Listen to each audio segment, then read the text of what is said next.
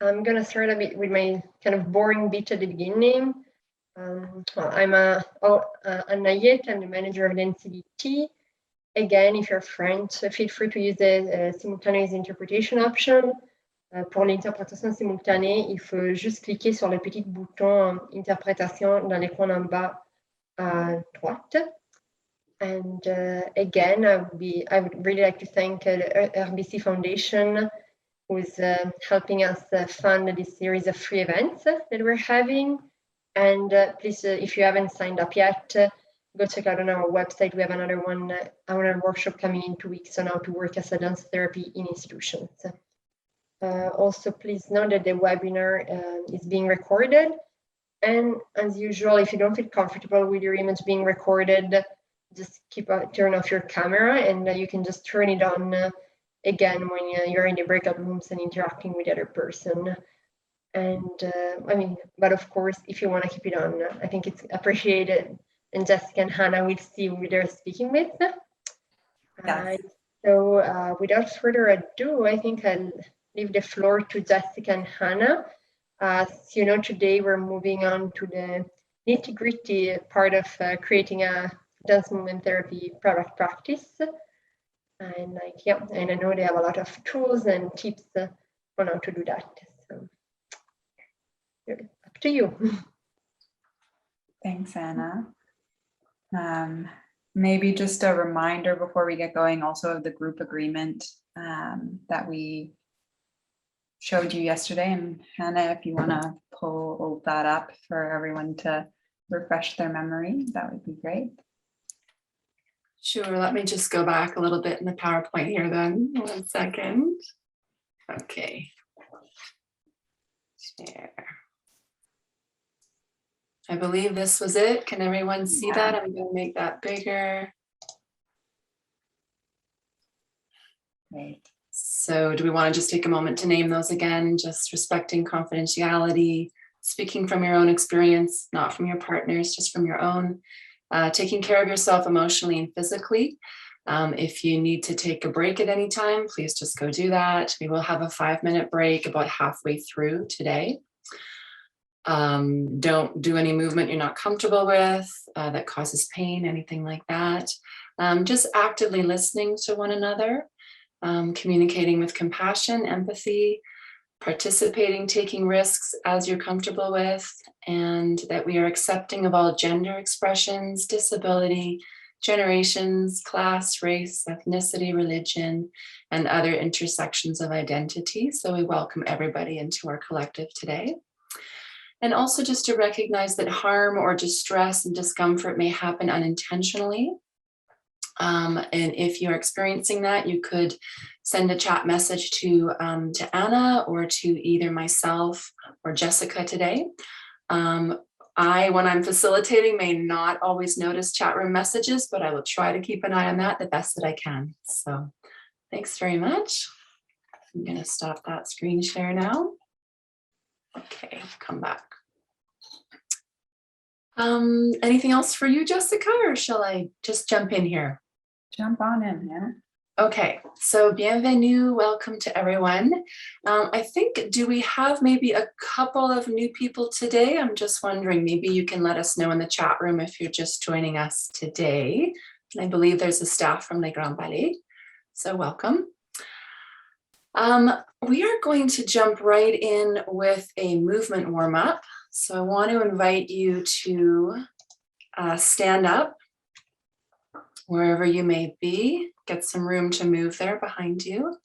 I'm just going to jump ahead a little bit back to the PowerPoint here.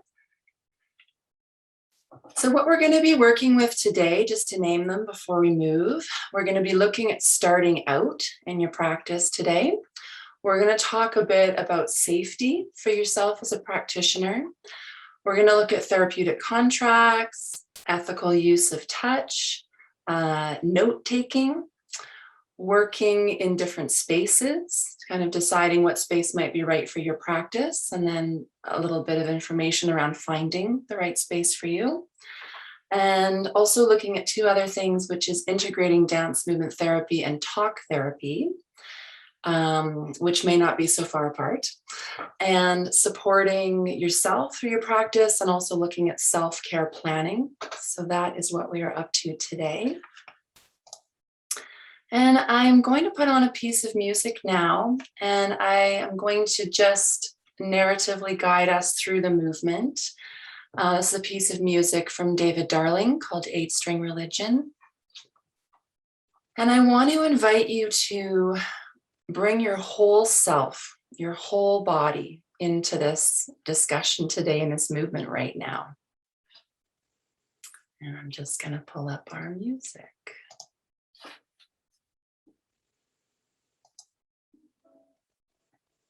So just beginning to find your breath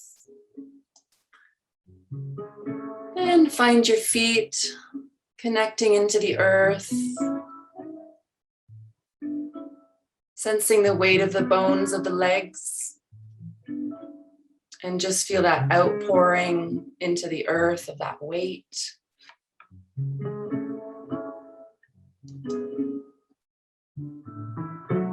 So finding your ground, just see how your body wants to move. This is your place to stand and to feel yourself stable. Supported from the inside of you and also from the earth beneath you. Just sensing that, feeling that. And opening to follow your authentic impulse in response to this music. Again, with the goal of inviting all of you to be present. All parts of you and your body to participate in your dance, just creating.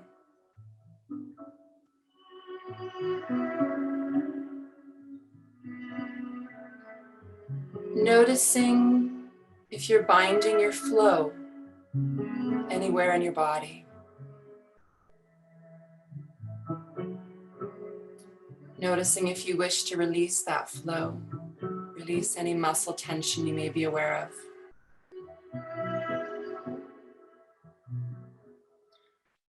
And noticing your relationship to space, inviting yourself to inhabit the space available to you to move, to shape into.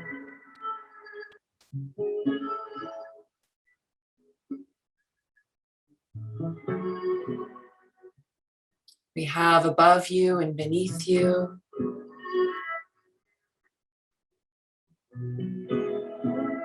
We have in front of you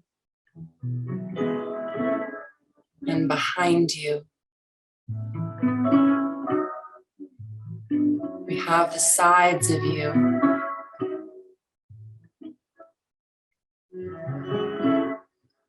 We have spirals and diagonals.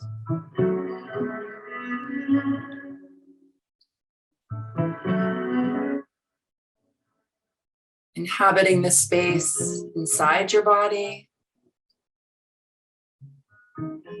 allowing it to be full, allowing it to move.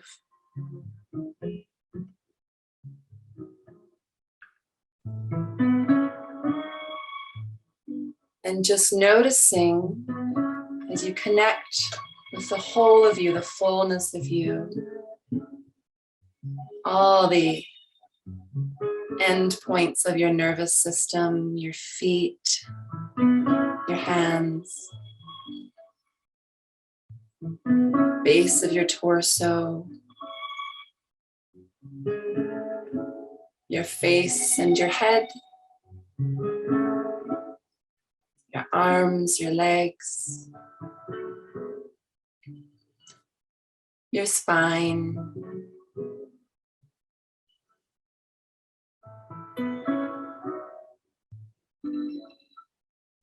And noticing as you think now about starting a practice, as you feel into that through your whole body,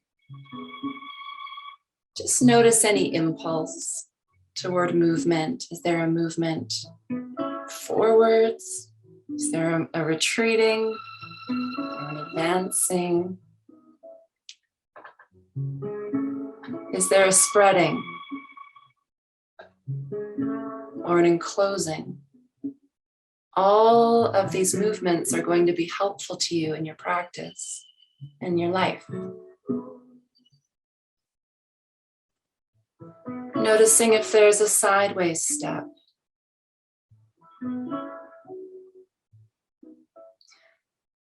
Noticing if you wish to move with an urgency or to linger before beginning your practice.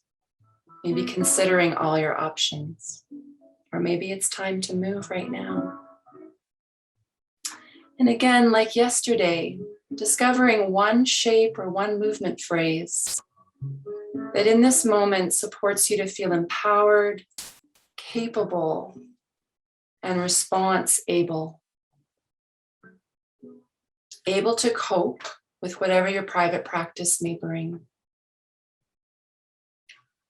Even if it's a gesture or if it's a stable standing on your own 2 feet.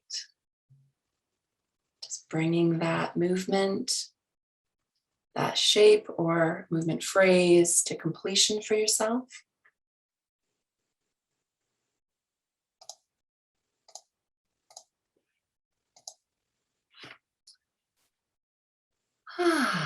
And just take a moment there.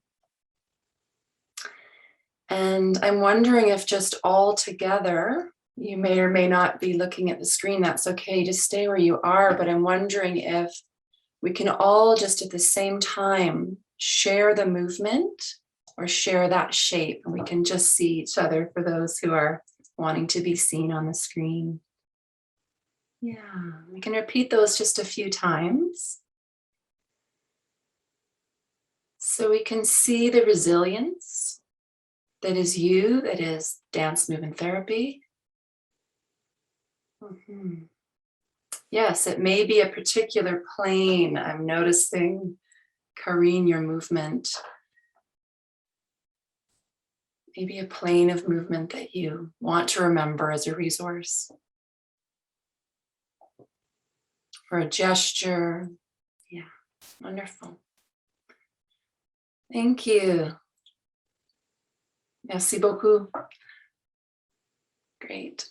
So maybe come back to your writing just for a moment and just make a note of that shape or that movement, whether in written form or drawing form, just for yourself. Just take a moment to collect that.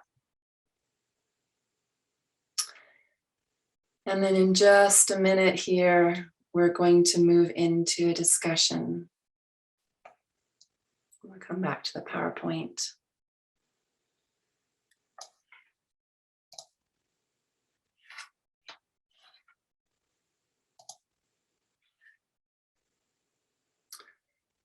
And if anyone wants to write in the chat room, just a couple of words, maybe what you experienced from moving in relationship to those questions,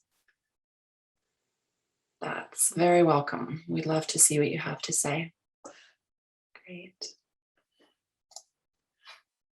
And just while people are doing that, we're going to go back to our sharing in just a moment here.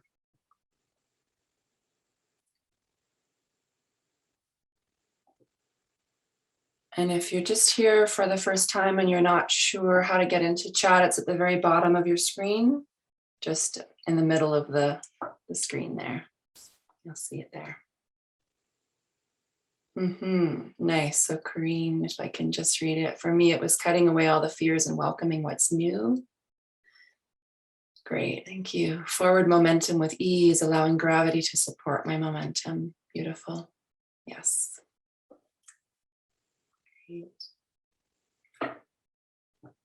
Openness with sincerity and welcomeness.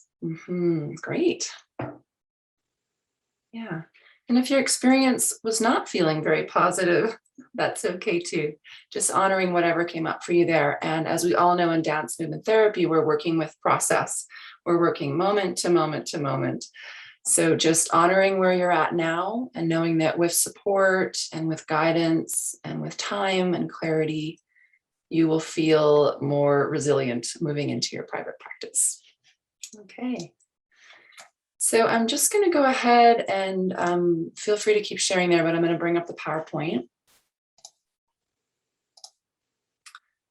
And I'm just going to talk a little bit about starting out. So when Jessica and I were preparing this presentation, we talked about just knowing that this is really a step-by-step process and that there are hundreds of steps involved. Also knowing that you have mentors and that many supports are available, including through DEMTAC. And Jessica will share a little bit more about that later, about joining this organization. Overall things to be thinking about, just again around ethics. Do you have enough experience to be in private practice? Have you had enough time kind of on the ground? I'm seeing something that says participants can now see your application, Anna. I'm not sure what that means, but hopefully this is coming through okay. All right.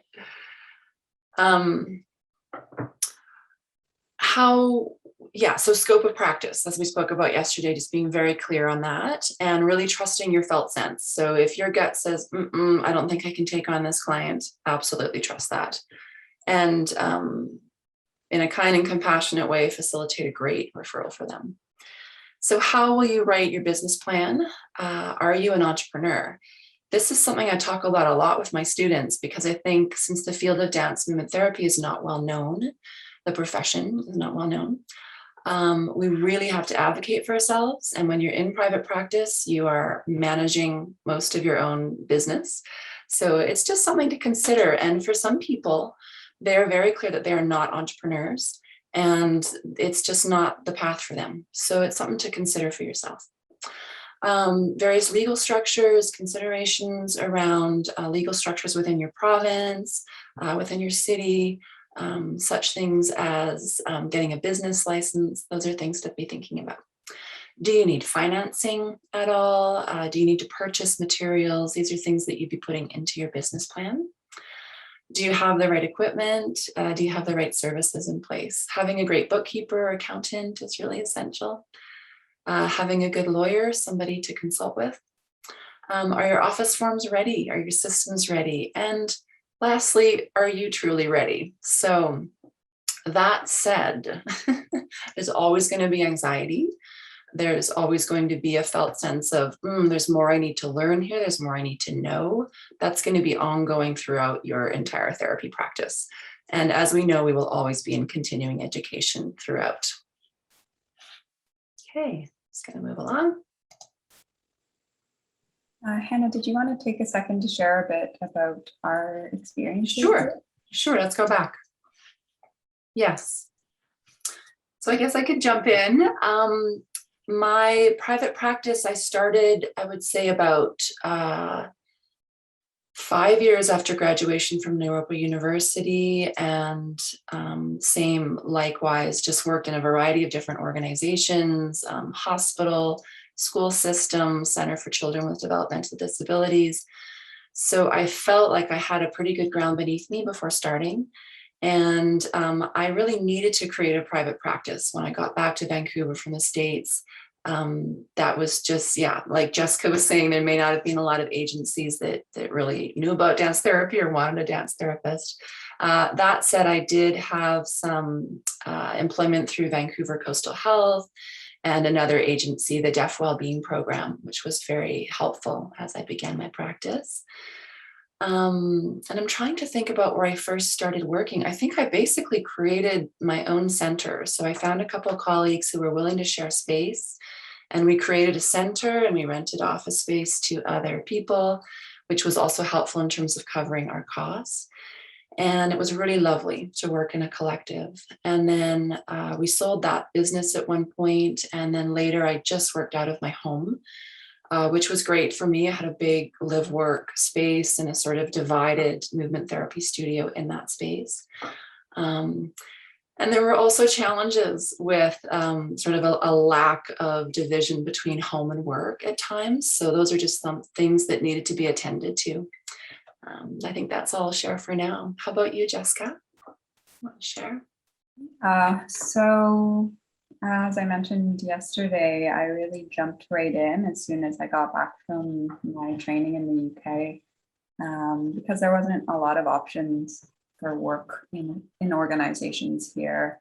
For me, that meant registering with the College of Registered Psychotherapists of Ontario, because my training was in dance movement psychotherapy, and I considered myself to be offering psychotherapy. I know that's not true of all of the provinces and how everyone works, but that was a necessity for me. So that was a big part of starting out, was the labor of applying, of translating credits, of making sure that all my hours added up to their requirements. There was this whole competencies mapping process that was like essentially another thesis that I wrote, like defending all of my skills and how I learned and how I met each competency with all of the different courses in my training. So that was a big part of my starting out process, actually, was this application. And in a lot of ways, I think getting my status with the CRPO felt really supportive when I got there, because I had this organizational structure validating, like, okay, yeah, you are doing this, and that felt good. Financially speaking, I was not solely working in private practice. I had my 2 side gigs for the first year or so. And the other thing that I was thinking about mentioning was that when I first started seeing clients, I didn't see a lot of clients a day. I didn't do like one day where I saw my clients. I saw maybe 1 or 2 clients a few days a week, and gradually built up from there. And I think that was wise for me starting out, considering that our 8-hour workday is not going to look the same as someone else's. We might never have an 8-hour workday, and seeing if there's ever an expectation that you would see 8 clients in those 8 hours, that's a lot.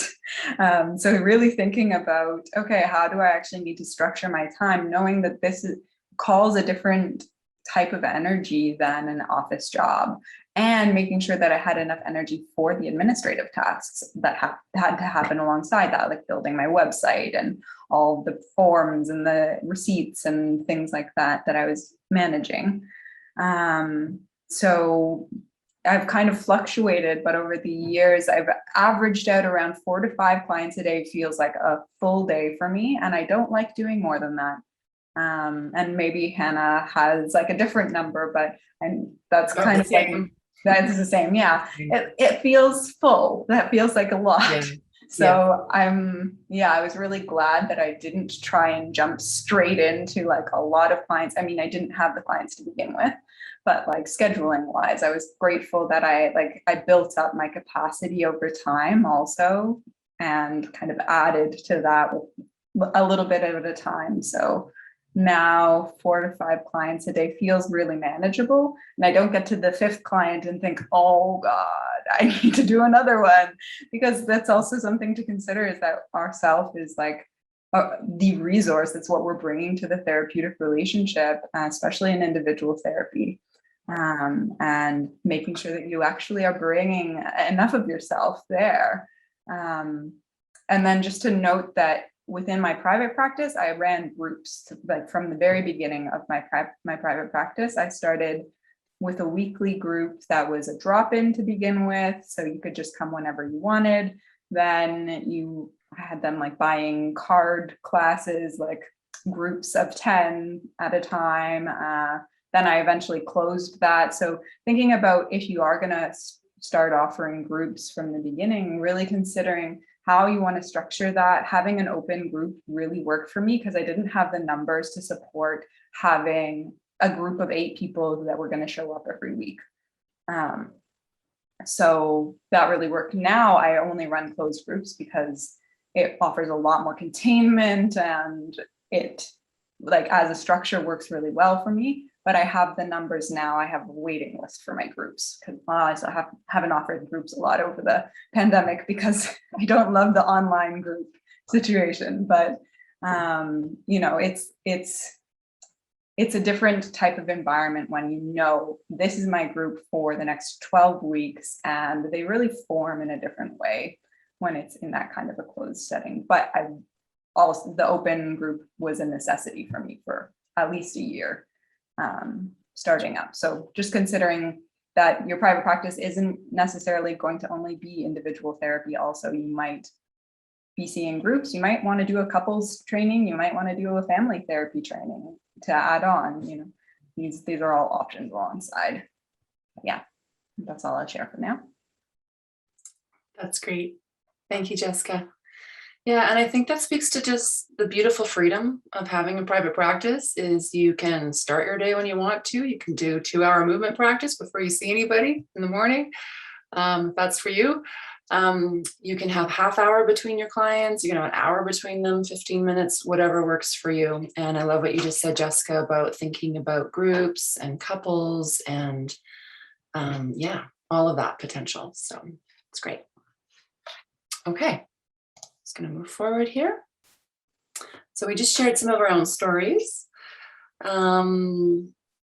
I think noticing when you're working, what brings you joy, what brings you peace, what brings you well-being while you're managing your practice is extremely important, just continuing to resource. How much to work? We just spoke about that a little bit. It is so important to be clear. And also when you're starting your practice to have those realistic expectations of how fast your practice can grow. I have seen people with unrealistic expectations struggle. I mean, I've also seen people whose practices grow very quickly. So we talked about a few of those elements yesterday, your marketing, your biggest fan people or clients who are able to help spread the word. You want to be keeping your stress levels low, which is not always easy to do when you're starting a practice, but just things to be keeping in mind. And again, as we spoke about yesterday, the full-time may not be such a smart idea unless you have another source of income or a partner who can support you fully. That may be possible. So, okay, and I'm noticing our picture is quite big here. Let me just see if I can move that over. Oops, nope, okay, sorry. Let me go back. Yeah, so also considering if you do have another part-time job, what type of job you want to do that doesn't drain your energy too much, that maybe feeds you in some way. Jessica, you talked about walking dogs. That might be a really lovely thing to do. You don't have to deal with too many people, you know, you're outdoors, you're having fun, you're playing. So just be thinking about that for yourself. How is that other work impacting your energy level? Because that's the gold, is how present are you during your work and how able are you to be a great therapist. So impacted by our energy levels. Thinking a little bit here, just a moment, I'm going to stop my share just for a second. I think we have a little something to do here. I don't think we're going into partners right now, Jess, are we? No, we're just moving on to safety. Okay, let's go back to our PowerPoint.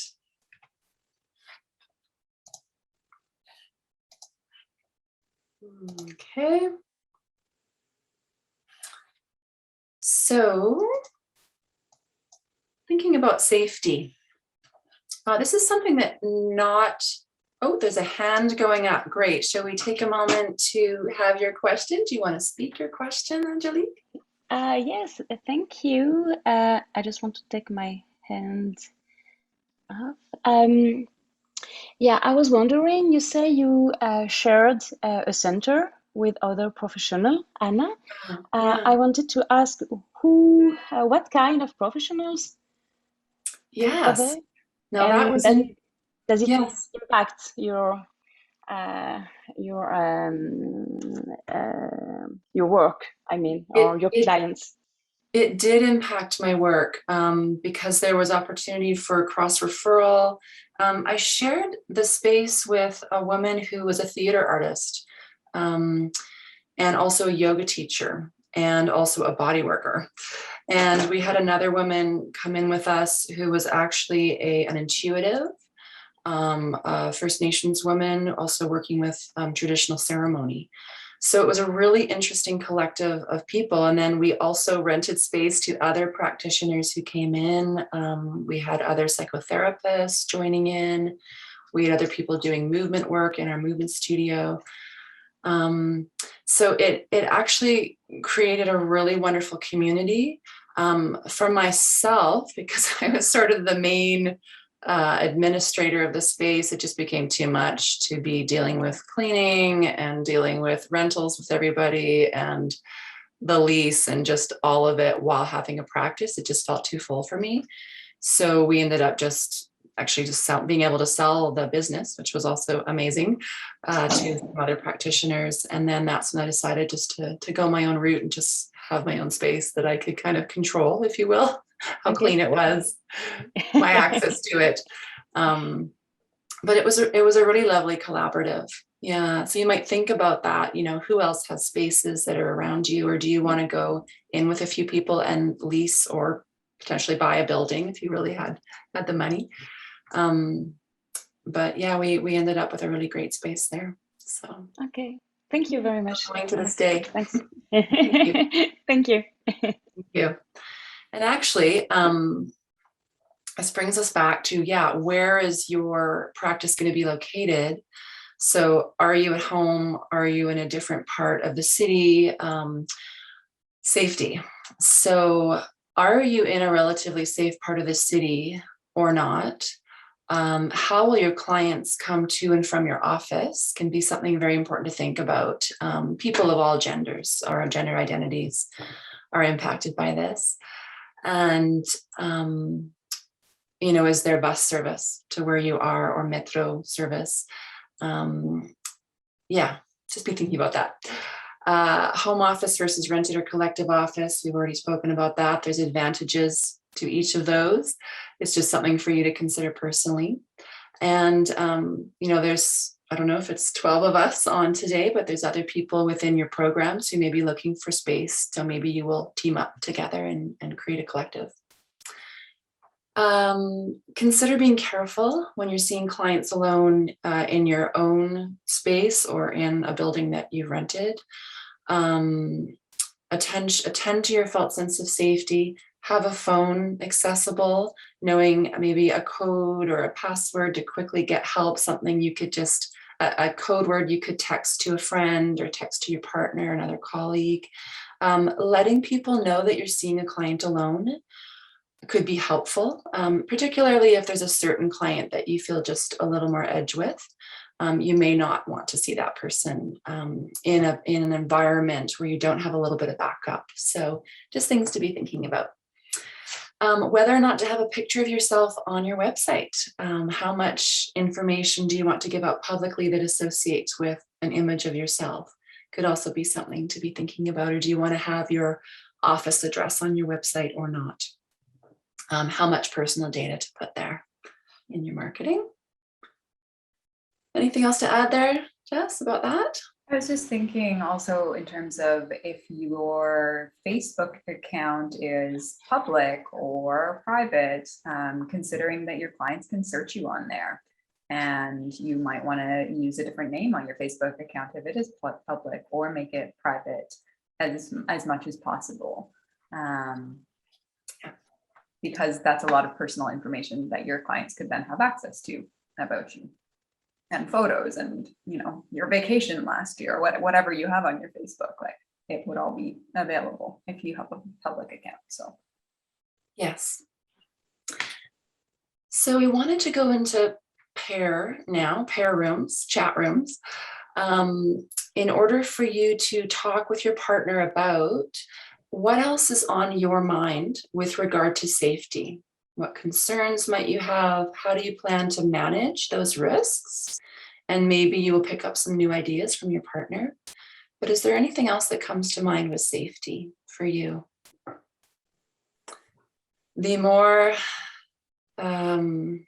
safe you feel in yourself, the better work you're going to do. The more available you are for attunement with your client. And so it's a really, really important.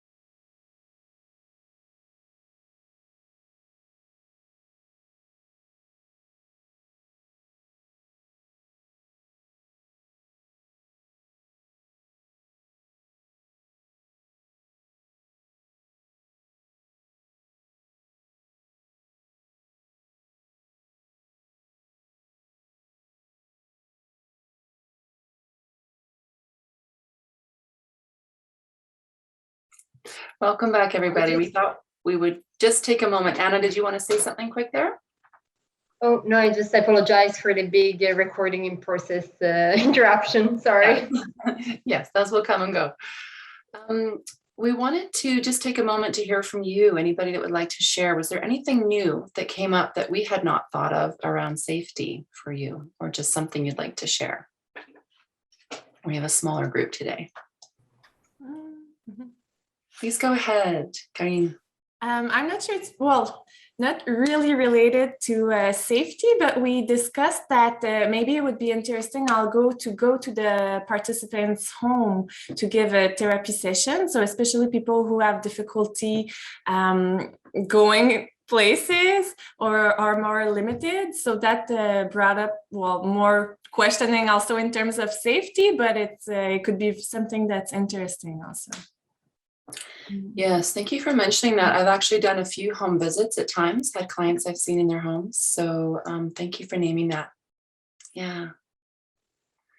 How to cope with that, how to plan for that. Any ideas? Do you talk about that at all? Just curious. Good, it's just some mindfulness for now then. Yeah, okay.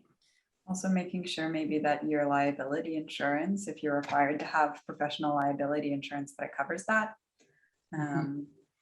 Because yeah, if there were an accident that happened in the client's home and you weren't covered, yeah, just making sure that you have the support of the just in cases as well in that instance.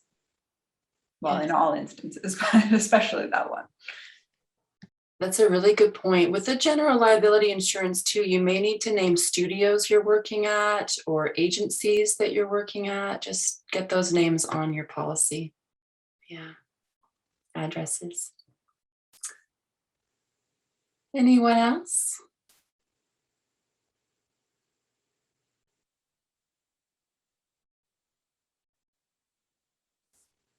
Mm-hmm. Okay. Please go ahead. Yeah, we talked about the, I don't know, the entrance when you are walking from your home. Do you have a private entrance? Do you share the entrance in your home, and how you can manage that? So we discussed about that. I was just curious, and if you are alone at home, if the client is a man, how can we, I don't know, feel safer? So that was my question. So, I don't Yes. know. Do we I live in think, an open door, open window? I don't know.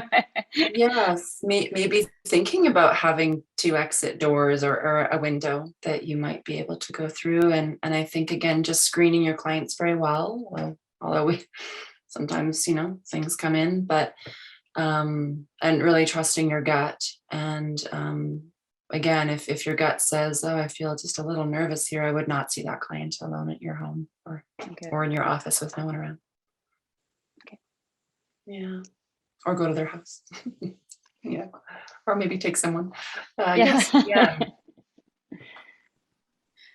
So I was with Angelique for the subject, and I think it's important at the beginning to, like you were saying, Hannah, to screen the clients, but to get some referrals from doctors, physiotherapists, or clients that you had on a regular basis. If they want to refer you someone, it's probably more safer. Because I have a practice in massage therapy since 28 years, so I'm used to these kind of things. And I can remember once that I had a man who came, I just had a strange feeling, and there was nothing happening, but things happened the way that I think that the energy, it was felt both sides that it was not good to continue. But of course, we have to be sensitive to that. So it stopped, the professional relationship stopped, but it's a very strange feeling when it happens. So it's strong enough to say, okay, something is telling me something. Yes. Yes, absolutely. Thank you for that point. Anyone else? Anything you want to share just from your pair discussion, your partner discussion?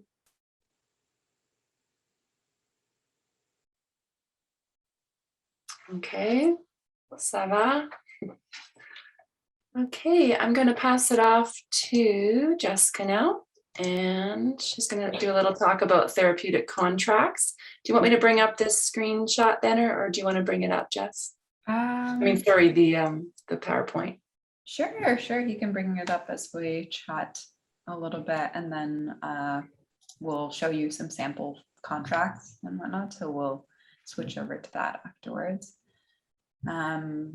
So just thinking about some of the forms that you're going to need to create for yourself as you're starting out in your practice. Intake forms is generally where you'll collect the kind of general information you need to have about your client, like their address, their birthday, their gender, like what pronouns they use. You'll want to have an emergency contact, things like that, and also an opportunity for you to collect any history, client history that you feel is relevant, or assess for risk.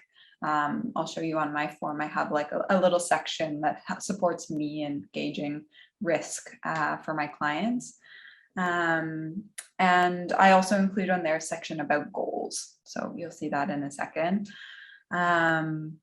Disclosure. So I think, Hannah, you mean here in terms of multiple therapists, like communication between therapists, or do you mean confidentiality and disclosure? My disclosure form is yes, more around limits to confidentiality, and if you have a complaint about me, your therapist, where to go to, who to talk to, a little bit about how sexual contact is never appropriate between a client and a therapist, just a few different items there. I could bring that up a little bit. Yeah, for sure. Yeah, sorry, that's my confidentiality and disclosure form talks about the same. Also, if you're looking at provincial legislation, you want to include that information, like the legal limits to confidentiality in the area that you're in, and making sure that that's really clear to your clients that, you know, if they disclose that a child is being harmed, you have a duty to report that, or, you know, all of the, you'll see on the forms, there's a lot of information actually to make sure that people are really clear about where the limits are, and also that you're there to protect their confidentiality also at the end of the day. But like letting them know if there are times when you are going to need to breach confidentiality is often a great practice. And it very rarely happens, but it's good to know the just in cases of it. Also, yeah, like a therapeutic contract is another form that you'll need to generate. You might have a form specific to touch, which we'll talk about a little later, but also that might just be on your therapeutic contract. I'll show you mine in a second, and I have touch outlined there. And so when you're thinking about your therapeutic contract, you're going to want to cover informed consent, confidentiality, payment, making complaints, record keeping, their rights, your cancellation policy, closure, use of touch, all of those things. So maybe we'll pop out of the PowerPoint now and I'll share some of my forms with you. So starting with the intake form. Can you see this all right? Yeah. So this is a sample of, my form has changed now because it's through the platform, the OWL platform that I use, but this is what I started out with. This is kind of the general information that I would collect about clients. And yeah, I do find it helpful to have the client write out their goals before starting. That might not be on your intake form, but it might be a process that you engage in with your clients as you're starting the work together. And then in terms of their history, these are some helpful things in terms of medications, like are there some side effects that you need to know about that might have an impact on their capacity to stand up quickly, or you know, just general safety concerns there. And in terms of risk, self-harm and suicidal ideation or suicidal thoughts, really great to get really clear on that with your clients before starting, so that you can keep track of that as you go along and also develop a really clear safety plan with them. And then a little statement of consent at the bottom of that. I will share my next form is one version of, oops, can you see it? Oh, sorry, there it is one version of my individual therapy consent form. My group one looks pretty similar, but detailing like around group work. It's slightly different. So these are some of the areas that I touch on. Informed consent, time frame is something that we collaborate on, but letting them know that we're going to be checking in on progress as we go along. Confidentiality, I'll show you there's a whole other form about that, but detailing that as a part of the therapeutic contract as well. Payment, and then my cancellation policy is here. Record keeping for all my electronic documents, as well as any physical copies of documents. Letting my clients know about supervision and how that impacts confidentiality. Obviously that you're going to be holding confidentiality, but that you'll be sharing relevant clinical material that is more aligned with your learning rather than the client's personal information. You're not going to give identifying features to your supervisor, but that you will be sharing some of the areas where you're growing and areas where you're needing support. And then I always include something about closure in my intake, just to make sure that the client understands that that's a really important part of the process, actually, and that kind of committing from the beginning to honoring the ending when it comes is important. I didn't have that on my forms at the beginning, and when clients would just kind of stop responding, it would be a little bit sad to be like, oh, we didn't get that ending. And yeah, it's a really important part of it. So yeah, that's what my consent form looks like. If you're seeing children, making sure that you have both the child's informed consent in it's the language is going to look really different, but also that you have their parent or guardian's consent there. So this is for an adult, not a child. And then my confidentiality form is here. So this is like the CRPO's, so the College of Registered Psychotherapists of Ontario. This is their confidentiality legal limits. So a little description about what confidentiality is, what legislation there is in order to protect it. So in Ontario, that's HIPAA. And then what the notable limits to confidentiality include. So if there's reasonable grounds that I would believe that the client is at risk or that someone else around them is at risk. So when I talk about serious bodily harm, that includes the client harming themselves, or if the client expresses very clear intent to hurt another person. Those are areas where you would need to breach confidentiality, and you might not actually tell the client if they're intending on harming another human being and you need to call the police. It's better not to let the client know that you're going to call the police, because they would probably harm the person faster if they knew that the police were on the way. So something to consider there. That's one area where I wouldn't necessarily tell clients that I need to breach confidentiality, but where a child or a senior is at risk of harm, that's somewhere where I would let them know that I'm going to need to report this for legal proceedings. Like if I were subpoenaed or if the client filed a complaint, usually my notes are going to get seized in that situation and I don't have control over that. But then the court or the college is going to be holding confidentiality around the notes.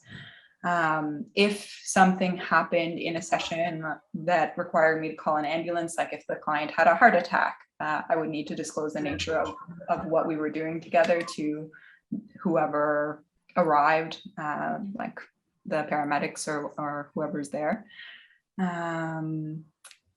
Or if I need to contact their emergency contact, if either they're at risk or for some other reason, if they're unable to make a decision in a moment about medical care, things like that. And yeah, if I were ever under investigation from the college, that would be another area where I wouldn't have control over something like my notes being seized. So those are some of the things that is important for your clients to understand starting out, that there are limits to confidentiality. Rarely ever happens, but good to know. And then, yeah, Hannah, do you want to share a sample contract as well? Sure. I'm just kind of looking at our time a little bit. I think mine are quite similar to yours, and I think yours are more detailed. So I'm wondering if I should share maybe the two other forms, the therapeutic communication permission form. Yeah. Okay, and the use of touch. Yeah, so these are just two other forms that you may want to think about creating. Depending on your training and depending on your comfort level with use of touch in your own practice, you may need to have a use of touch disclaimer form, and it's something to talk about with clients fairly early on before you begin. But I'll just bring that up now, one that I have used in the past. Let's see here. Here. Go. So can everybody see that okay? It's pretty small writing. Very small. Let me make that a bit bigger. 24. How's that? Better? That's much better. So this is a use of touch in body and movement oriented counseling, which is what I have called my practice from time to time.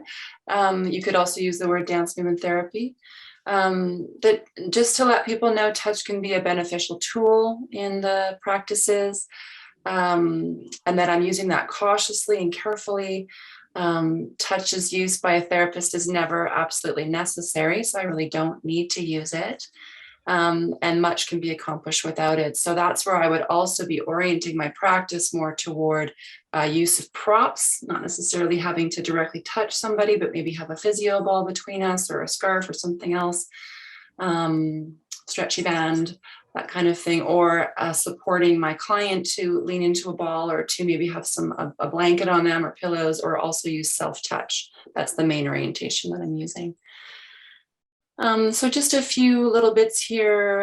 Yeah, again, things that I can be using with clients instead of actually needing to touch them. And that everybody know they have a right to never be touched should they not want to be in therapy. But also a little bit here about resolution of traumatic memories, healing of relational issues. A lot of the work I've trained in and that I practice is around pre and perinatal development, very early imprints happening in utero through birth, first 3 years of life, whether with infants or an adult. So touch can be essential in that work. Touch can sometimes help offer an important somatic sense of connection, containment of feelings, greater capacity to stay present, consciously aware of one's bodily sensations. Touch can also be helpful to support a person in new movement explorations. It's going to bring this up a little bit. So these are some of the things that I'm going into. Developmental movement could be something I'm practicing with clients, and the support of my hand on their foot or somewhere on their body could be very helpful.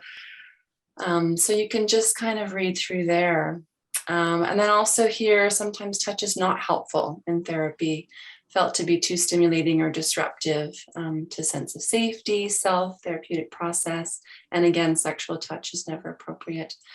So I mentioned that I use touch with a specific therapeutic intent, and that I would always be communicating, asking for permission before touching. And then just, certain cases where I may need to actually be touching without having gotten their consent in that moment. And it's also their responsibility to let me know immediately if a touch at any time is unwelcome. And this is something that I go through with people. I don't just pass them the form. We talk about all of these points, if that is needed and appropriate for that client. And that I can also withdraw my touch at any moment, and we can talk about that if I'm also feeling uncomfortable with the use of touch in the practice. I also name that I am trained in Brima bodywork, and that I also have my training in love and movement analysis. And that gives me just a little bit of sort of license to touch in a way, particularly my Brima bodywork registration. And that's something to think about if you're going to be using touch in your own work, to maybe have that license or certification or registration in place, just legally. That is something to fall back on for you. And so I ask people to be responsible for their own physical and emotional safety and awareness surrounding use of touch. And that is pretty much it. And then releasing me of any liability in case of emotional or physical injury from touch. Whether this would really hold up in court, probably not, but at least we've opened that conversation, and it allows the client to feel safer with me, and allows me also to know that we've covered this ground should anything come up in the future. So I went through that rather quickly, but hopefully that was helpful for those of you already. I'm thinking of certain people also coming out of a bodywork practice who may consider just all of the ethics of integrating touch and movement psychotherapy together. I'm going to stop that share now. Back to you, Jess. Do you want me to share that therapeutic communications form, or do we have time? Is that something we should just email? Yeah, maybe we can just send that. We're running a little bit behind. Let's move along. Yeah, so maybe we'll just talk a little bit more about touch before we take a break here. So Hannah, if you want to pop us back onto the slide. But really the important thing to know as you're engaging in touch with all of your clients every time is that consent is really, really important, and that the process of consent is ongoing, and that your client always knows that they have the ability to say no and that it will be respected. And that when those foundations of safety are in place and when consent is really understood and upheld, that touch can be deeply, deeply healing. So not being afraid of touching our clients, but bringing a lot of awareness and understanding and respect to those physical boundaries.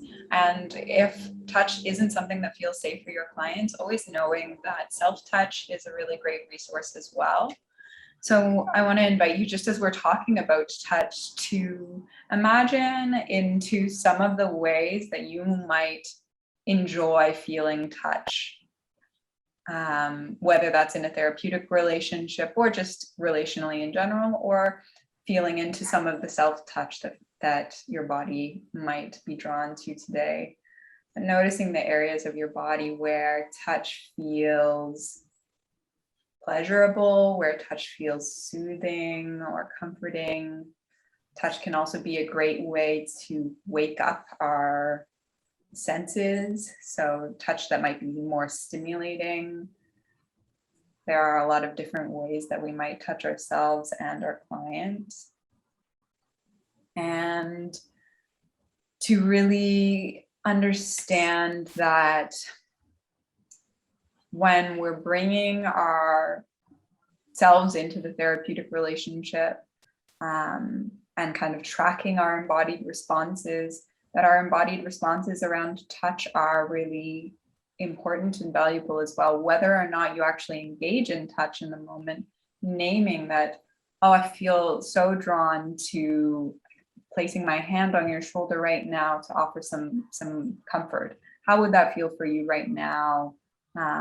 If that's something that you're really not wanting, that's also fine. But just to know that impulse is really alive for me, and like that's how my care would want to demonstrate itself physically right now, because this is a moving and a physical relationship that we have with our clients as well.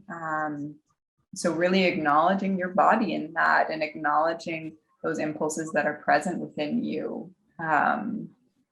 And that, even if you're not engaging in the touch, just naming it can be really powerful, and inviting your clients to do the same. You know, if you are ever feeling the impulse to be touched, if you're feeling a need to be hugged, or for me to, like, sometimes having a hand on your head, like general expressions of care that clients might have received or might have wanted to receive in their life but haven't. These are all areas where we can really show up in a way that is so fully embodied and bringing so much more to the relationship through this active engagement, this really sensitive and active engagement with our bodies coming into contact with clients' bodies. So we were going to have a little breakout room here to talk about touch, but just because we're running a little bit late, I wonder if we could just have a couple minutes of group conversation, and I want to invite you to just share if there's any questions. I mean, we will have room for Q&A at the end, but if there's something that's kind of bubbling up inside you that you'd like to share, or a type of touch that you're kind of curious about, but not really sure, that you want to find out more about. Yeah, for sure, Diane. My question is not really about touch itself, but what do we do in dance movement therapy with kids in a private session? Do you ask the mother, one of the parents, to stay because they are under 14 years old? How does it work in that field in dance therapy? Yeah, so I don't work with kids very much anymore, but when I did, the school system that I was working within made it very clear that we were not to touch children when we were in private space with them in any way.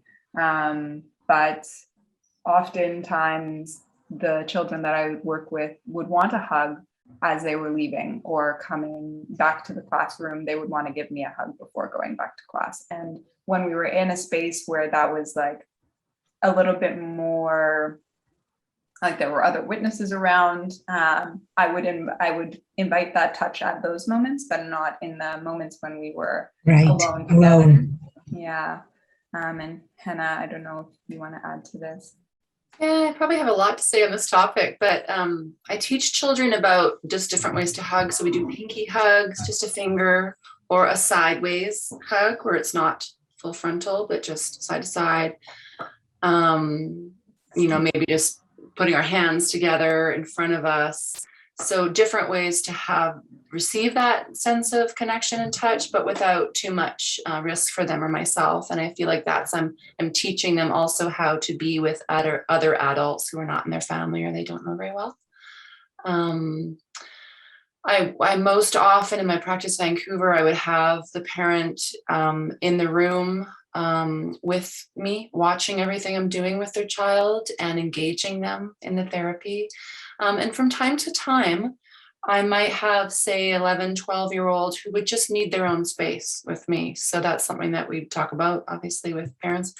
And there was just enough trust that was built by that point in time to be able to work just one-on-one with them.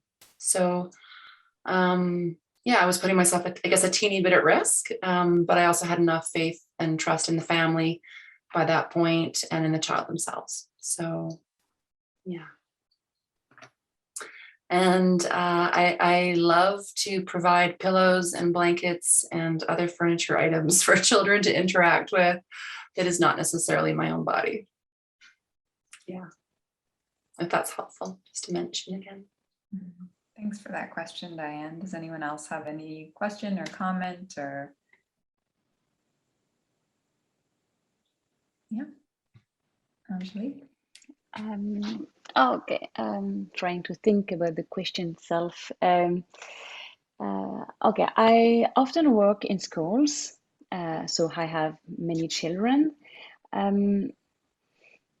So at the beginning, I always say that touch can happen to improve the posture or correct movement, something like that. And as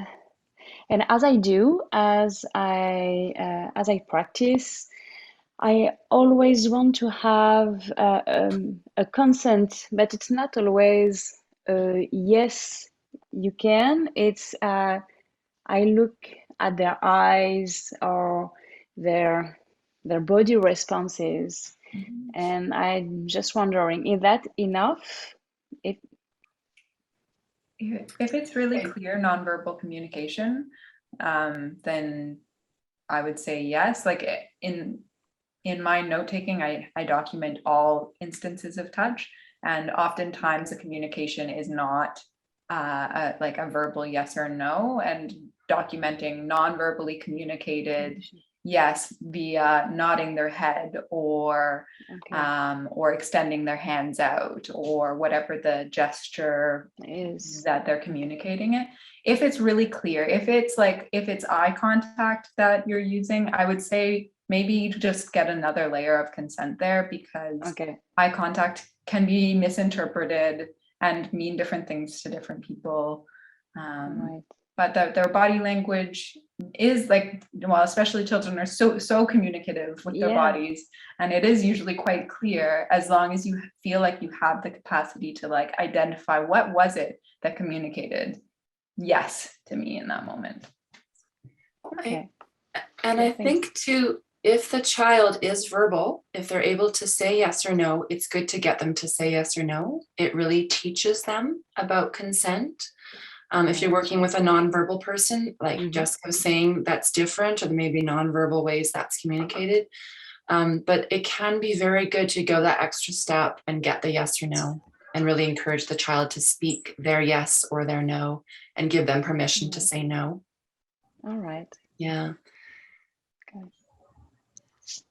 Okay, so maybe we can take any other questions about this at the end. I'm just aware that we're a bit beyond halfway here, so I want to give your bodies a little break in case you need bathroom or whatnot. So let's take maybe a shorter break today. Let's say 3 minutes. Okay. Be back at like 16 Bye. after. All right. See you in a few minutes.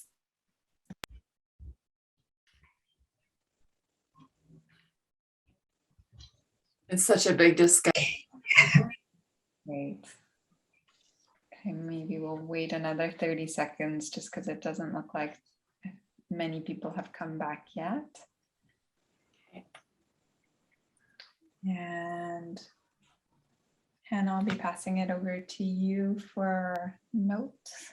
Sounds good. Did you also have your adult therapy notes queued up there, Jessica, to share? Yeah, I've got the sample notes here. I'm wondering if you want to share your adult and I'll just share a sample for child.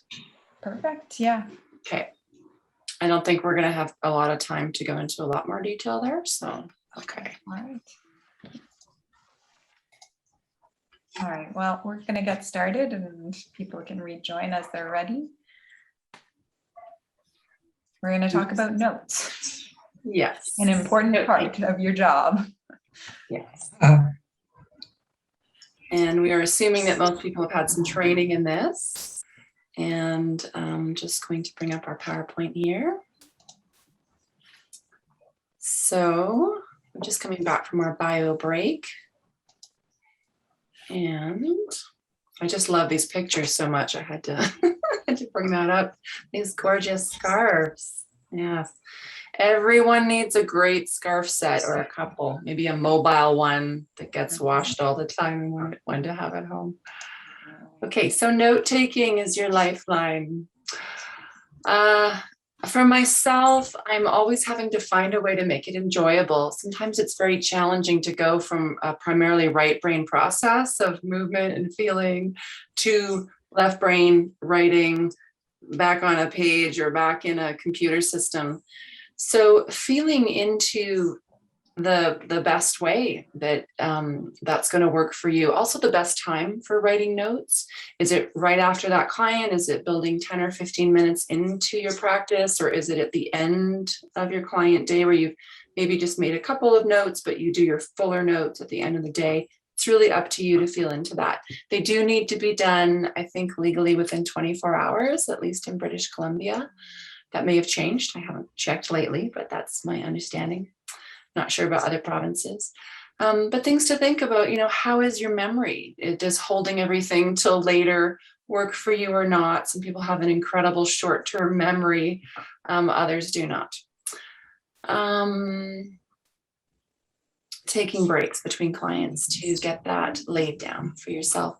Also, in the beginning of my work as a dance therapist, I needed a lot more time in my note writing, and I also needed to journal a bit about clients without using their names or any information about them, but I just needed to do a lot more written processing. So don't be surprised if you find yourself needing a bit more time in the early days. Later on, you get really quick and you just go. Different methods. There's different methods. There's different outlines. There's different systems for notes.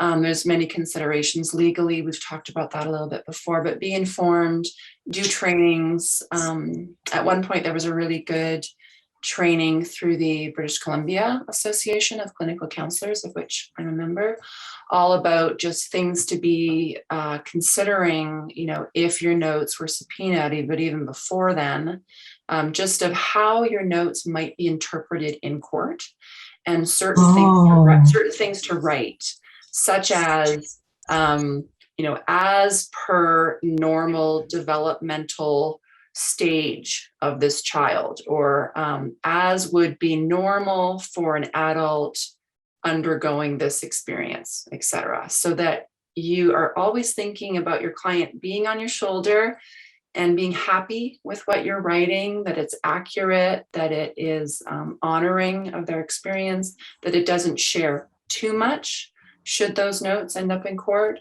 but that it also shares enough so that you're protected as a practitioner, and that it gives enough of, I guess, of a documentation of your interventions, your goals, just sort of why you were doing what you were doing. That's quite important. So we don't have a whole lot of time to go into this today, but it's very important to be thinking about and just to be getting training in within your own province. An additional consideration is whether or not you're using a separate movement observation and analysis form or documentation of some sort. Do you want to integrate that into your notes? If so, is that going to be understandable by other people that you may be working with? Or again, if your notes were subpoenaed, would it be understandable? So it's just things to be thinking about doing one or the other. Again, considering who may be reading your notes. I have had notes subpoenaed both by the client themselves as well, you know, for use in their court case, as well as by lawyers. I had a client who had worked with me and then was in a car accident, and they wanted to try and prove that there were no pre-existing mental health issues before the accident so that he was eligible for some good compensation. So you never know how, you know, what's going to happen with It can be twisted. It can very much be twisted around. That's true. Yes. So are your notes going to be understandable to everybody? And that's a challenge for us as dance therapists because we have a whole vocabulary that is different than theirs. We have a whole language, whatever movement observation systems you're using. We're going to share some sample notes now for some different contexts. Jessica, I'm wondering if you might want to go ahead and bring up your adult, and then I'll do my child.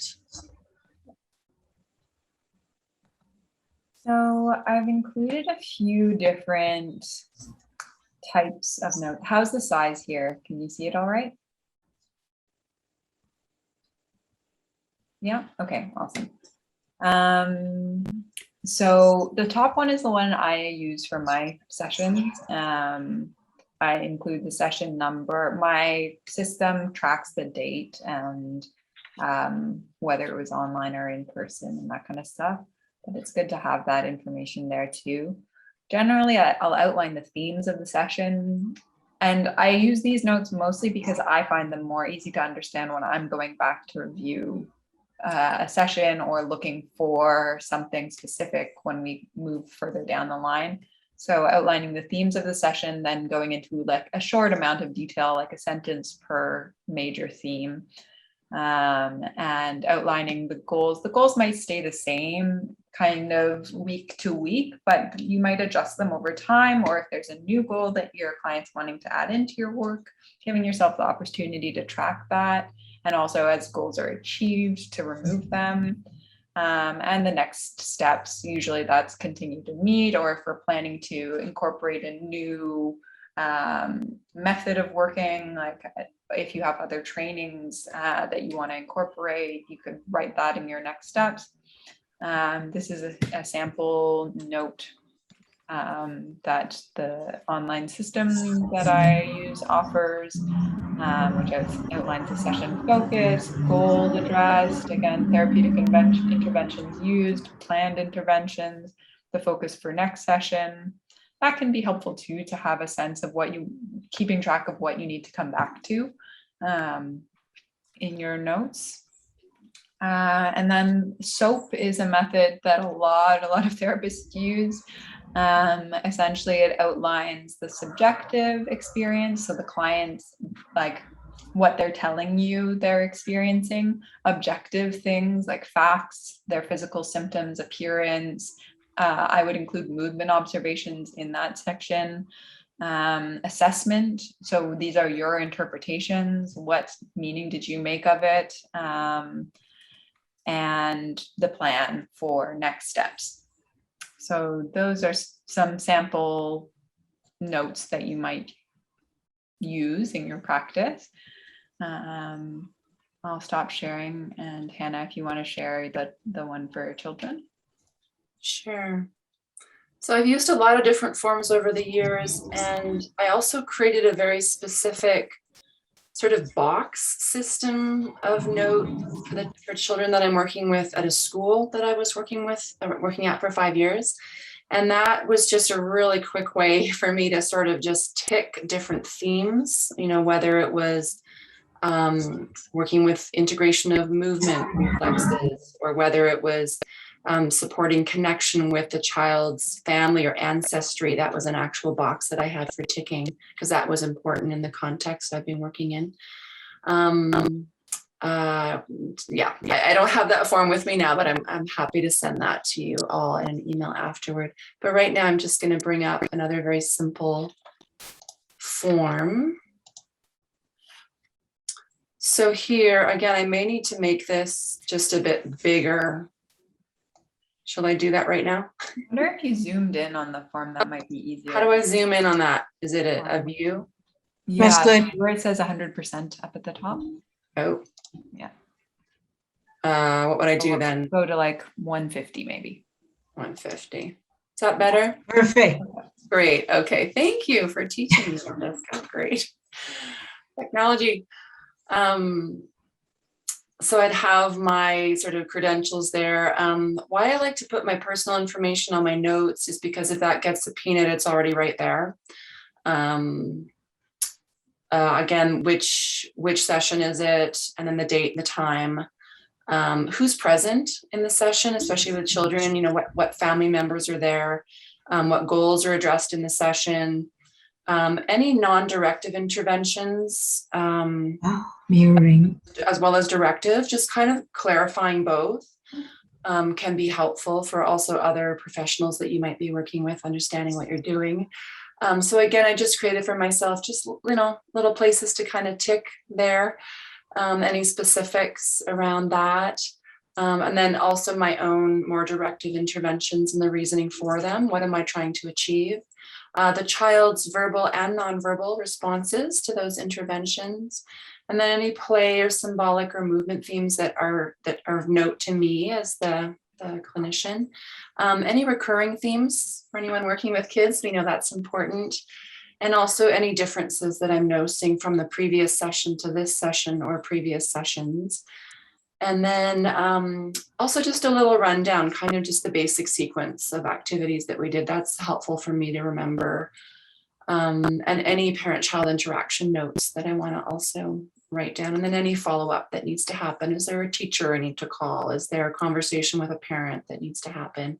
Just any follow-up. There is something I want to take to supervision. I probably usually make a note of that somewhere else, but I may just kind of make a note of something that's relevant there. And my signature and the date. I'm old school. I started, before the sort of digital note systems were coming in. So most of my notes are just kept in a paper folder, double lock system, locked office. So, but more and more, I think I want to go digital. Yeah. So I'm gonna stop that share. So I think next up is to talk a little bit about your space and finding the right space for you. We have talked about it quite a bit already, so we won't go into too much more detail here, but just to name like some of the factors that you might want to consider around the space. The space itself will communicate something to your clients, and knowing a little bit about what the impact the space will have is helpful. So if you're considering, like when I started out, I was renting from a dance studio, which was a children's dance studio. What does that communicate to my clients when they're coming into the space? It's something different than the therapy office that I moved to next. That was a therapeutic collective that I was renting their group space from for my movement work, which was different than from the yoga studio that I rented after. You know, like all of the different ways that the space informs the movement. If you got a home studio, how big is it and how inviting is it of bigger movements? Now I have a room in a group office again. It's quite large, but it's not a designated yoga studio or movement space. So that also has another impact, another layer of communication. But what it does have that the dance studios didn't have was seating, which a lot of clients really appreciate, having not have to sit on the floor, but to have a couch there, to have a soft surface. So all of the different factors that you're gonna want to take into consideration there, and thinking about what kind of liability insurance you have, and making sure that your space is covered by it, and thinking about noise in terms of disturbing others, but in terms of confidentiality, who else is using the space? Is there enough soundproofing that others wouldn't hear your clients? If it's a shared office, what is the common area like? Is there a sound machine to kind of dull noise of people coming and going? If you're in a home studio, who else is in your home? Can they hear anything from the sessions? Hopefully not. And just being really clear about the confidentiality limits there. Like, are you offering reasonable confidentiality? And in terms of COVID or non-COVID, working online is pretty confidentiality, but the client might be in their home space, which might not offer much privacy. So considering their confidentiality there, they know who can hear them and who can't. So they're able to share what feels comfortable, but it limits maybe what they would share in a session if they were, you know, actually in a separate space. And then on your end, are you listening through headphones, or, you know, is there someone nearby who might be able to overhear? If you're working outside, I worked in parks for the first, well, I've been working in parks throughout most of the pandemic, actually, seeing my individual clients outside, because I was really missing the felt sense of being together. But then there are different types of layers around confidentiality there, because there are people nearby who might hear, and so your client is needing to consent to a different type of confidentiality that someone they know might stumble upon them in the park with their therapist. How are we going to manage that situation? So space is a really important part of what we're creating within the therapeutic relationship. It's an important part of the felt sense of containment and safety. And then just thinking about the safety factors of your space. Do you have tripping hazards in there? Like, what kind of storage is there for your props? If you want to bring props, are those props safe to leave there if you're not in the space? Accessibility is another big one. Most spaces I've rented, unfortunately, haven't been wheelchair accessible. It limits the clients that I can see. And I know of maybe only one wheelchair accessible dance space in the city of Toronto. So, and that space is so expensive that it's like, actually, no, I think there's two now. But like, really, really hard to come by. So considering that as well, in terms of also how much space are you seeing a group there with COVID? Do you have enough space for physical distancing in the group? Lots to think about. And yeah, just how are you going to ensure confidentiality as you're going through it? All right, let's keep moving through, because we've still got bit more to cover. And our next topic is integrating DMT and talk therapy. We could really have a whole workshop just about this, and I'm sure we will at some point. But really just to name some of the ways that you can integrate your DMT practice into a talk therapy practice if you started off as a talk therapist and maybe you're integrating DMT now, or for clients who are a little bit less warm to movement starting out. How can you create more safety through allowing more space for verbal communication, knowing that verbal communication is also a deeply somatic and embodied experience? How can we bring more embodiment in, even in those times when we are just sitting and talking? How are you tracking and supporting your client and tracking the shifts that are happening in their body and their nonverbal communication? How does tracking your embodied responses, also your responses as a therapist, impact what you're noticing in the intersubjective space? And bringing your embodied responses. Wow, like I really feel that, like right in the core, like right in the center of my chest.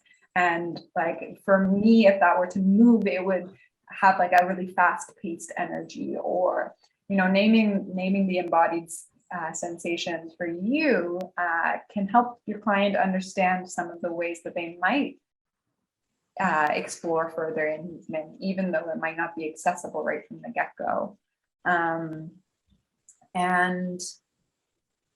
at the end of the day, remembering also that internal imagery can be equally powerful. Seeing themselves move with a part of them, or embrace a part of them internally, or seeing, you know, this emotion as a wave crashing over them, or, you know, all of these metaphors that can kind of enliven the somatic experience that are a part of the process as well.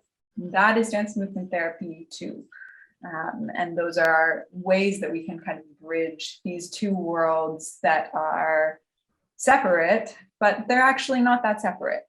They're still really quite connected. And then there's also the layers of, you know, we're on a Zoom call or like we're doing a video platform and I can only see the client from the shoulders up. And how does that impact, and how can we still create more connection to the client's body, to our own body, to the kind of shared embodied space, even when we're in this kind of disembodied platform of floating heads. Okay, let's keep moving because we've only got 20 minutes left. Okay. Gotta find my little cursor. Here we go. I think you named most of these actually. So you'll get these slides afterwards too. So don't worry if you didn't catch all of that in your note taking. But. Yeah. And if I can just say something quick is to think about, you know, you may want to attract all kinds of different clients. Ensure that your income is coming from some different streams, including like employee assistance programs or things like that.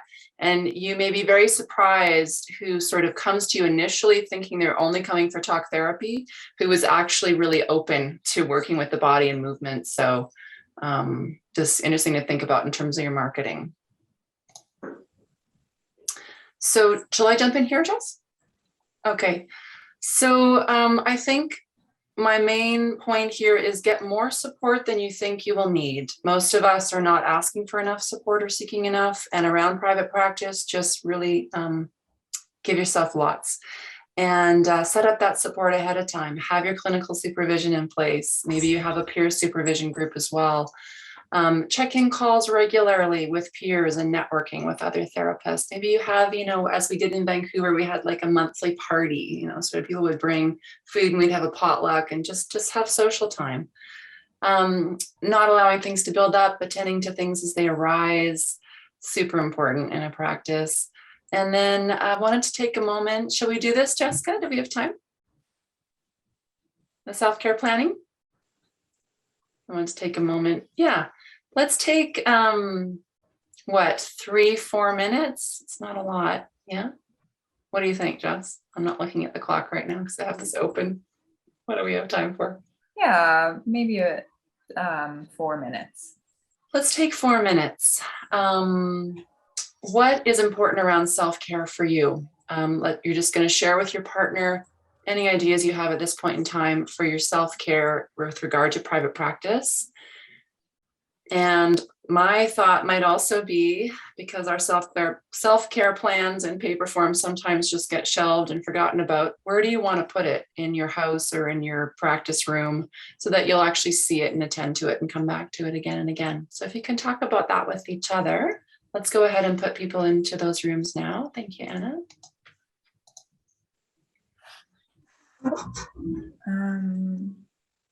And just to let you know that Angelique was saying that she needed to step out for a moment, so maybe moving whoever was in that room with her. Yeah, I'll move Sharon to another room. Okay, great. So we'll just do 4 minutes there. Yep. Yeah. Well, we're good here. We're doing pretty good. So we've Yeah, got we'll just 15 minutes once they get back. Yeah, so 10 minutes for Q&A and then 5 minutes for a movement closure, or a few minutes for a movement closure. Perfect. Yeah. Okay.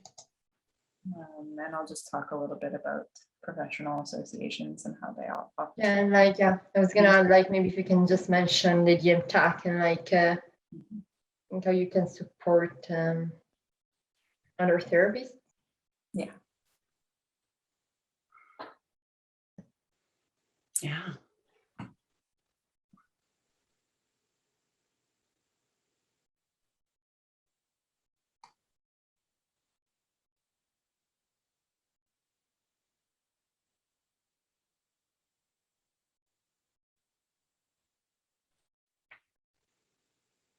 Jessica, I changed that wording just slightly in that last slide, the closure slide. Okay.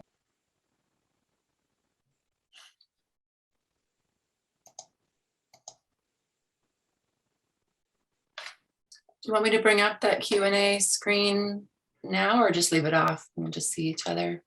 And there's so few of us now. And Yeah. Be with each other. Such a nice picture, but we'll let it go. I know. All right, welcome back, everyone. And we're coming quickly to the close.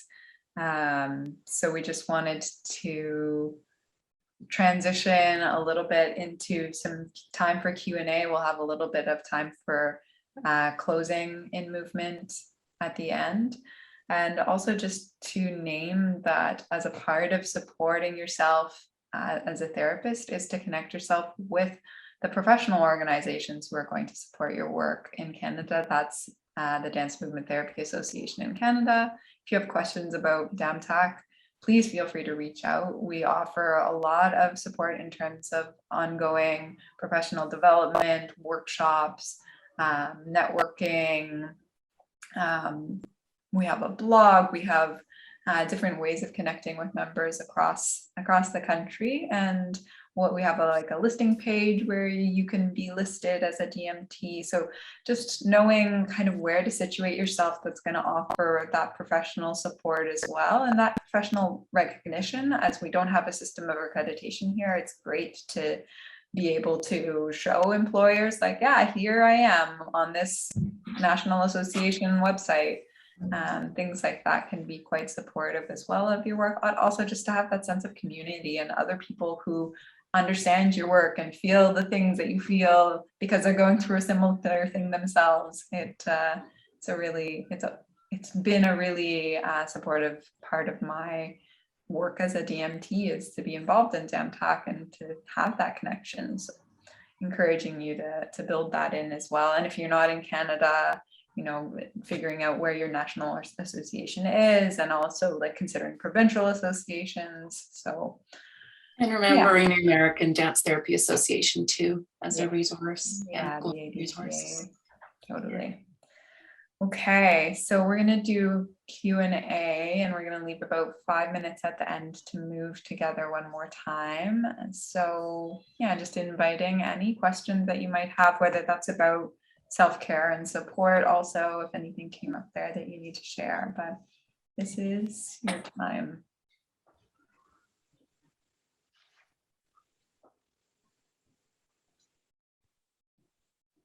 Either speaking them or putting them in the chat room works as well.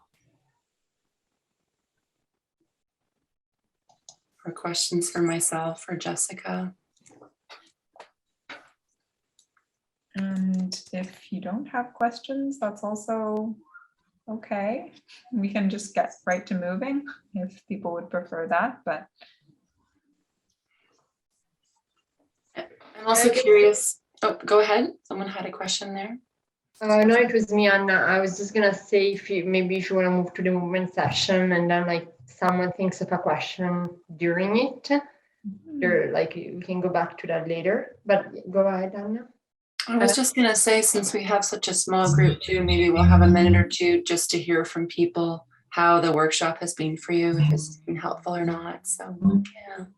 Yeah, that would be great. Yeah.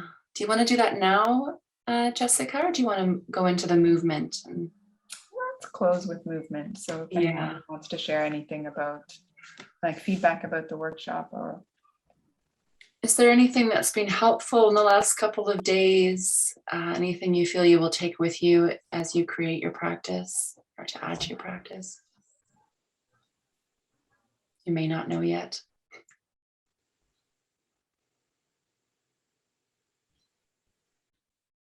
Maybe we have Zoom brain. Yes, go ahead, Deanne. Well, I find it's very rich to hear from both of you your experience, because sometimes I do think in a way, you know, how I'm going to do it, but I'm not always sure if it's realistic. And hearing your experiences is just putting something in places. So I know there's a lot to discover on the way, but it gives some repères, I don't know how to say that in English, some anchors, you know, to sit on and say, okay, I have some information that I can base my practice, the start of my practice somewhere. So thank you very much. Really happy to hear that. And I also just wanted to kind of leave off, I'm sure more people will maybe want to share too, but I also want to say our work is so special. And you can have an extremely successful private practice because of that. The work that you're offering is a niche. People want it. Yeah. Anyone else want to share? I appreciate your honesty, your enthusiasm, and the pros and the cons, and I have a lot to think about.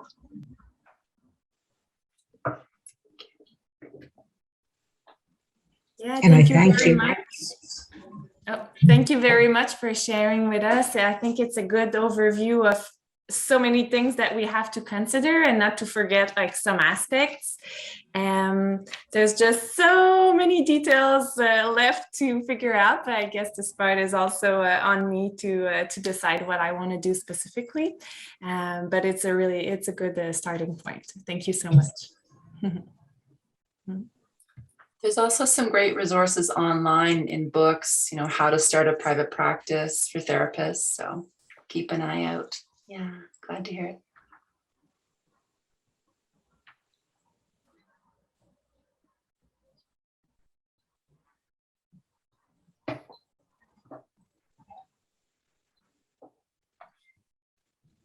okay. Well, unless there's anything else that anyone wants to share, maybe we can just come back to our bodies, come back to our movement.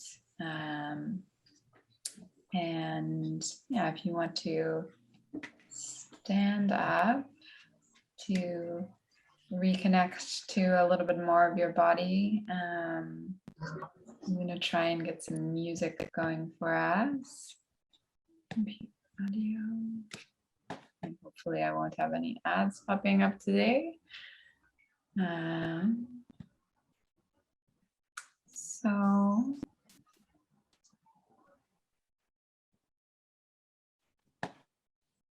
just let me know if you can hear this. Oops. Is that coming through all right? Okay, great. So finding yourself situated in this space.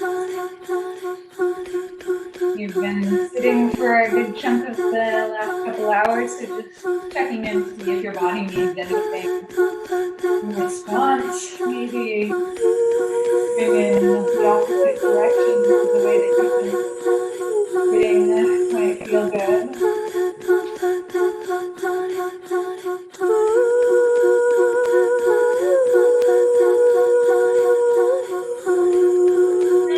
Notice where in your body you're holding all of the information that you've been taking in the past few days. Is it really living in your mind? Is it landing somewhere in your toes, shoulders? Noticing how you're carrying it forward with you. Jess, it's a little hard to hear you. Can you come a little closer in, or can you just slightly? Can I lower the volume? Is that better too? Perfect. Awesome. Great. Yeah, so just noticing where you're carrying all of the information that you've learned over the past few days. And if there's anything you want to change about that, if it's really kind of living in your head or sitting on your shoulders, how would you adjust that so that this information feels more integrated into more of your body? Feels more supported, that you're carrying it from a place of your resources. Maybe you want to lower it into your torso, into your pelvis. Maybe you want to feel it really engaged in your arms and your legs as you're taking action towards starting your private practice.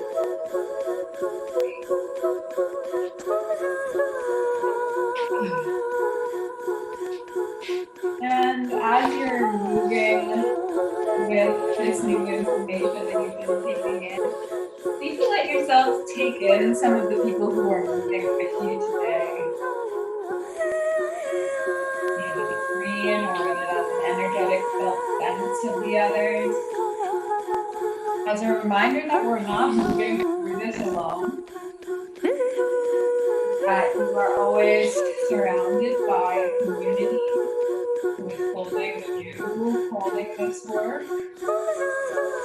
That there are places to reach out and connect. There are bodies on the other side of the screen that are real and feeling.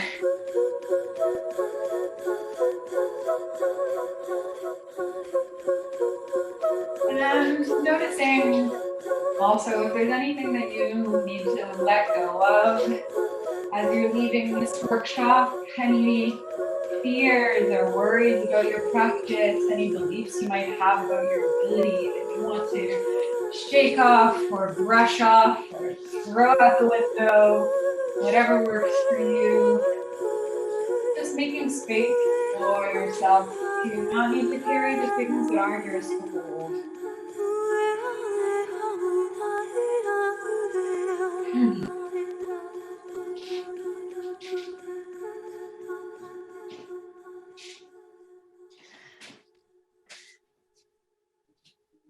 And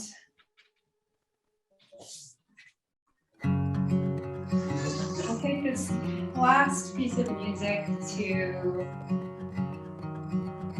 sense into this open space ahead of you as you're entering into your private practice. And maybe give yourself opportunity to look into some open space around you. You have some space in your room where you're moving. Something that feels expansive and open to possibilities. And letting yourself move in response to this wide open future that you have ahead of you.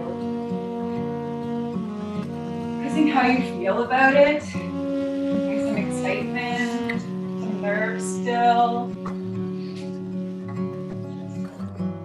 Noticing if you're not quite ready to take those steps forward, but you just want to stay here and feel it. Feel that wide open world of possibilities. Where your practice can be anything that you want it to be. Where you have freedom to grow and learn.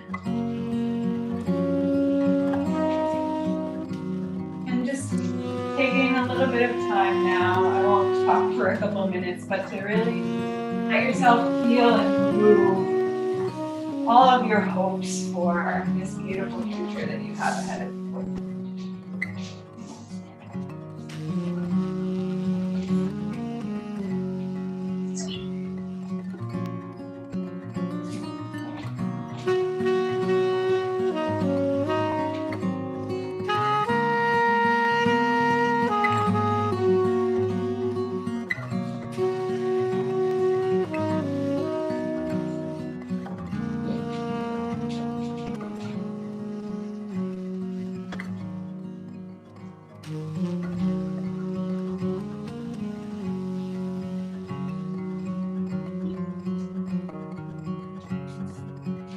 As you're approaching this wide open future, identifying in your body some of those places where you're holding your resources, where you're holding your strength, where you feel your ground, where you feel your core, your center, how you balance, your excitement, your joy and your passion. Allowing these things to move you forward as well.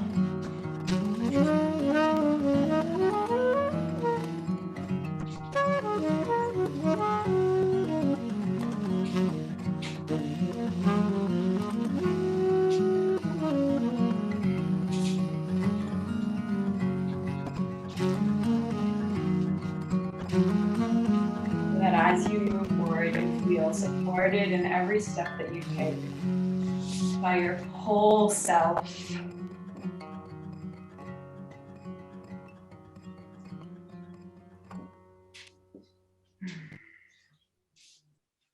All right.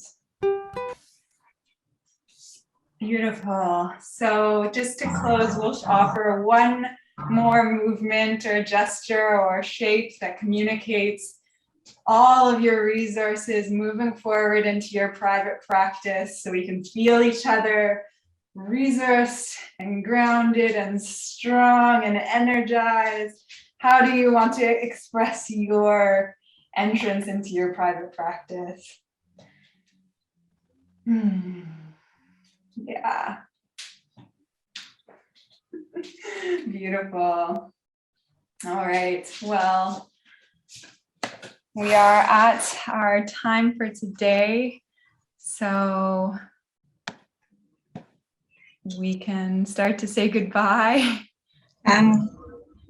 Before you official goodbye, I just wanted to say I'm gonna share now in the chat, and you'll also receive an email with that, with a survey about the workshops, and I would really appreciate if you can all fill it in because it's gonna go straight to our funding partner. And yeah, other than that, thank you very much for being here, for moving with Jessica and Hannah, and from learning from them. I really hope you can use this knowledge that they shared.